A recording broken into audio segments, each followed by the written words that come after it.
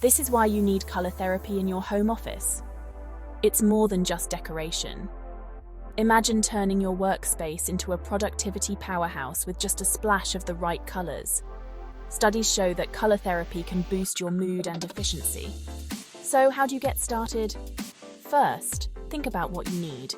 Soft, muted shades like blues and greens can create a calming atmosphere, perfect for focused work. Bright colors like yellow can energize and inspire creativity, but be careful not to overdo it. Mix and match to find what suits you best. Whether it's a coordinated look with your home or a distinct business vibe, make it your space. Remember, your home office should be a place where you feel at ease and ready to conquer your tasks. So, get those paint swatches and design your dream workspace. Happy decorating!